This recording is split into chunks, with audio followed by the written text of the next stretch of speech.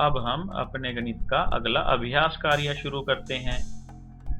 यहाँ पर हमने कुछ आकृतियों का घेरा पहले निकाला हुआ है। जो आकृतियाँ इसमें शेष बच गई हैं उनका चारों तरफ का घेरा या परिमाप हम अब ज्ञात करेंगे। आओ अब हम अगली आकृति लेते हैं। बच्चों, इस आकृति को ध्यानपूर्वक देखो। इस आकृति की 6 भुजाएं हैं और हर एक भुजा 6-6 सेंटीमीटर के बराबर है। तो अगर हमें इसका चारों तरफ का घेरा या परिमाप ज्ञात करना है तो हमें इसकी सभी भुजाओं की लंबाई को आपस में जोड़ना होगा। और ध्यान रहे बच्चों, आपने किसी भी भुजा को छोड़ना नहीं है। तो आओ अब हम इस आकृति का चारों तरफ का घेरा या परिमाप ज्ञात करते हैं।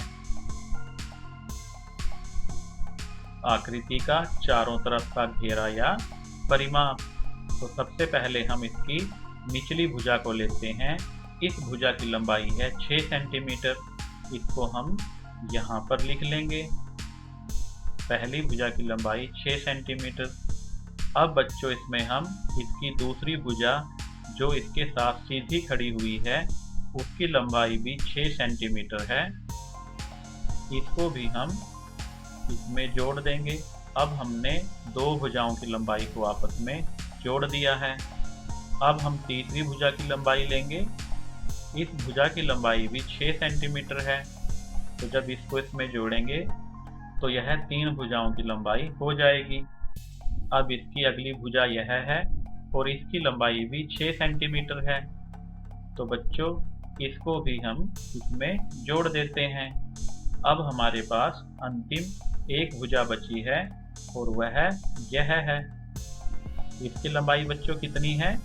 इसकी लंबाई भी 6 सेंटीमीटर है।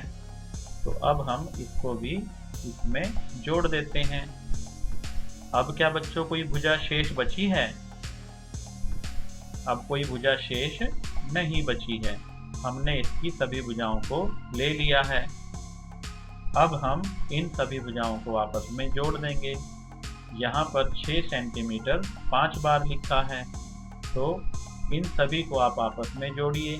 6 और 6 12 सेंटीमीटर। जब 12 में 6 जोड़ेंगे बच्चों 18 सेंटीमीटर आएगा। फिर 18 में 6 जोड़ेंगे तो 24 सेंटीमीटर आएगा और 24 में 6 जोड़ेंगे तो 30 सेंटीमीटर आएगा। तो इस आकृति का चारों तरफ का घेरा 30 सेंटीमीटर है। बच्चों, जैसे कि इस आकृति में हर एक भुजा की लंबाई 6 सेंटीमीटर है तो इसको हम एक और तरीके से भी ज्ञात कर सकते हैं।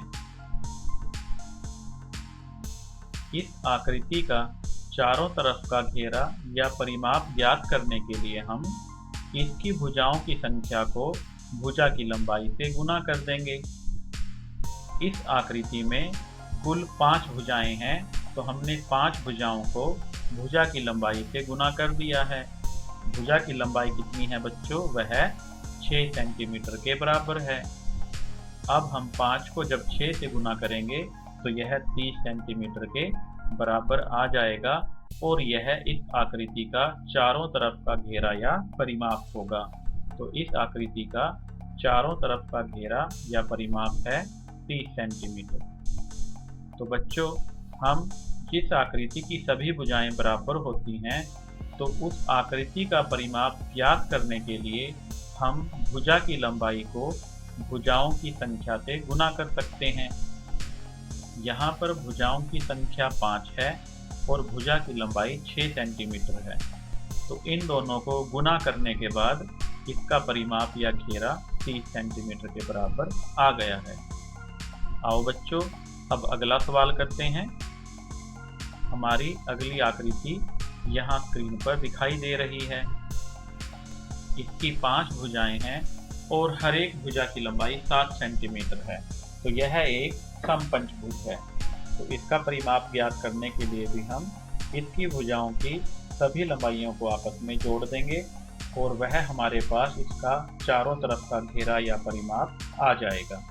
आओ शुरू करते हैं। आकृति का चारों तरफ का घेरा या परिमाप।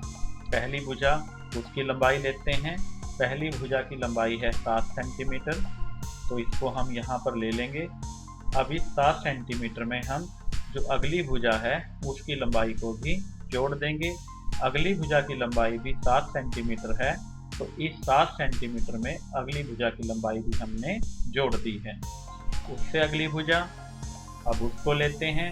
उसकी लंबाई कितनी है बच्चों? वह भी 7 सेंटीमीटर के बराबर है। तो अब हमने 3 भुजाओं की लंबाई को आपस में जोड़ दिया है। अब इसकी चौथी भुजा को लेते हैं।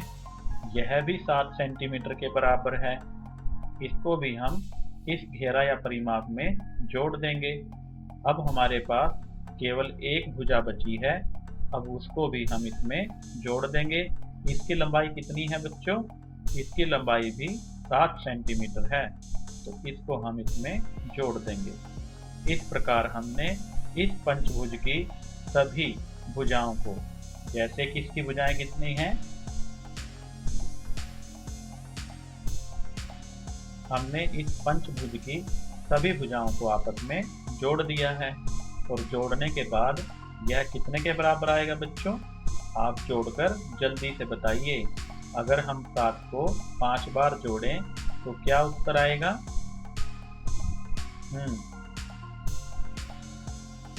इसको हम जोड़कर भी ज्ञात कर सकते हैं, या हम 7 को 5 से गुणा करके भी इसको पता कर सकते हैं। जब हम 7 को 5 बार जोड़ेंगे तो वह 35 सेंटीमीटर के बराबर आएगा। तो इस पंचभुज का चारों तरफ का घेरा या परिमाप 35 सेंटीमीटर है। जैसा कि बच्चों हमने पिछले सवाल में जाना था कि अगर किसी आकृति की सभी भुजाएं समान होती हैं तो उसको हम दूसरे तरीके से भी उसका चारों तरफ का घेरा या परिमाप ज्ञात कर सकते हैं। तो यह एक समपंचभुज है। समपंचभुज की सभी भुजाएं बराबर होती हैं और यहाँ पर भी हर एक भुजा 7 सेंटीमीटर के बराबर है, तो इसको हम दूसरे तरीके से भी ज्ञात कर सकते हैं। समपंचभुज का चारों तरफ का घेरा या परिमाप, तो उसके लिए हम 5 गुना भुजा की लंबाई इस प्रकार ज्ञात कर सकते हैं। यहाँ पर इस पंचभुज की 5 भुजाएं हैं और सभी भुजाओं की लंबाई 7-7 सेंटीमीटर के बराबर है, तो इसलिए हम 5 को 7 सेंटीमीटर से गुना कर देंगे। और गुना करने के बाद इस समपंचभुज का चारों तरफ का घेरा या परिमाप 35 सेंटीमीटर के बराबर आएगा। तो आप इस प्रकार भी इस समपंचभुज का चारों तरफ का घेरा या परिमाप ज्ञात कर सकते हो। आओ बच्चों, एक और अभ्यास का सवाल करते हैं। यहाँ पर हमें जो आकृति दिखाई गई है वह एक समचतुर्भुज है, क्योंकि इसकी सभी भुजाओं की लंबाई 12 सेंटीमीटर है और वह समान है और इसकी 4 भुजाएं हैं, इसलिए इसे हम समचतुर्भुज कहते हैं। आओ अब इस आकृति का चारों तरफ का घेरा ज्ञात करते हैं। आकृति का चारों तरफ का घेरा या परिमाप, तो हम इसकी प्रत्येक भुजा को जोड़ते जाएंगे। तो अब आप जानते हो कि इस समचतुर्भुज की 4 भुजाएं हैं, तो इसको हम 4 बार जोड़ देंगे। हमने 1 बार जोड़ दिया, फिर इसमें हमने इसकी दूसरी भुजा 12 सेंटीमीटर वह भी जोड़ दी। अब तीसरी भुजा को जोड़ देंगे और इसी के साथ चौथी भुजा को भी यहाँ पर जोड़ देते हैं।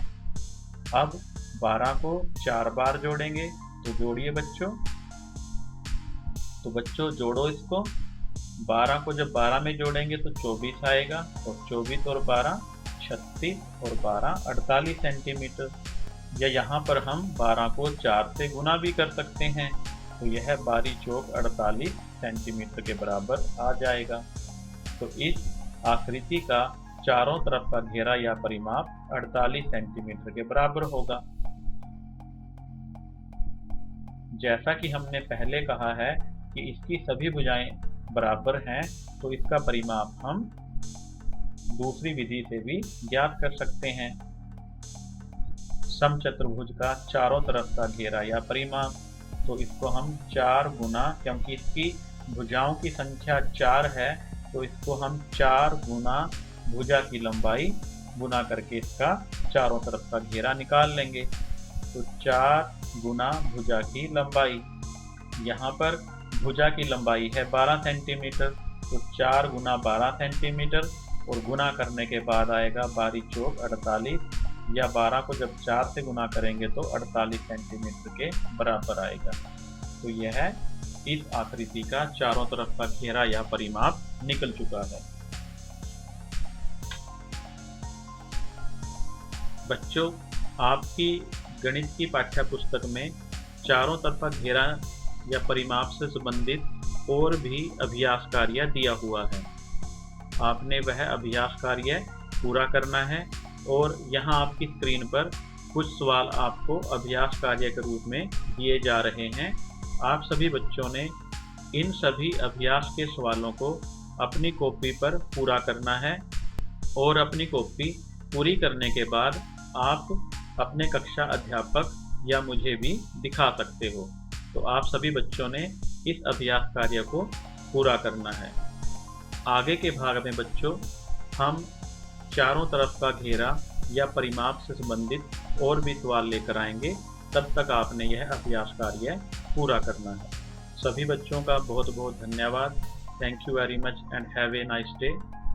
हंसते रहिए, मुस्कुराते रहिए।